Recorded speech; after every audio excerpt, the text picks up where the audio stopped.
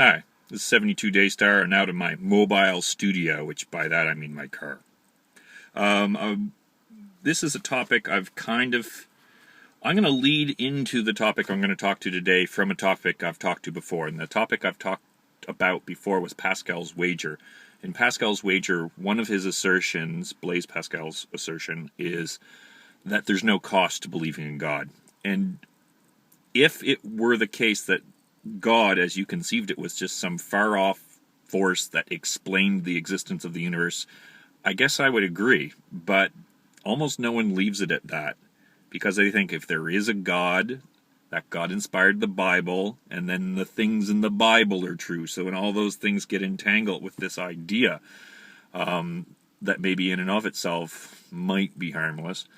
So one of the things that in the Bible is you've got really antiquated morals prescriptions, and another thing, you have events like demon possession.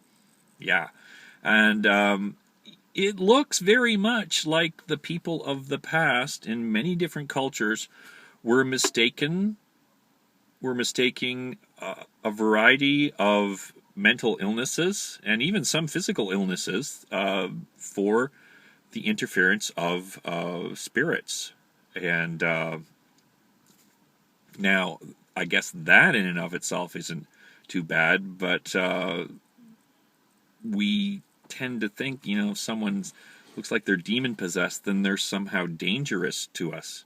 And instead of doing what, a benevolent thing like trying to help that person, we might just try to avoid that person altogether. The particular one I'm thinking of, on Mars Summit, Peter put up a post about The Right, or at least the book that the movie The Right was based on. And they played it rather conservatively, but I've looked at it and I was reading about the dissociative disorder in DSM-5 and 4, and there's just so many parallels. So it's the thing that comes to mind, the question that comes to mind is, why would demon possession look like, almost exactly, like these mental illnesses? And if you're going to perpetuate this idea that demons can possess people, you're doing it at the detriment of these people who, if you really are a morally sensitive person, I think you got to look at these people and think, these people need help. They don't need to have people spreading rumors that they might be demon-possessed about them. That is really, I can't help but feel that's kind of a morally reprehensible thing. People who have mental problems don't need one more problem. And if you really want to be a benevolent force in this world, I think you've got to concede that your spiritual beliefs aside, these people need help, and you're really kneecapping them by spreading these unfounded, unverifiable ideas about evil spirits entering in people and causing them to do things. But if you look through DSM description of the dissociative disorder especially, you'll see a lot of parallels. The thing that he came back with, it may look like a mental illness, but it could still be a demon. That is just so insidious. The 2 points that he brought forward was unusual strength. Well, the dissociative disorder, that means by dissociative, it means you don't see your body as you anymore. You feel like you're kind of just an observer, and something else, which you have no control over, has taken control.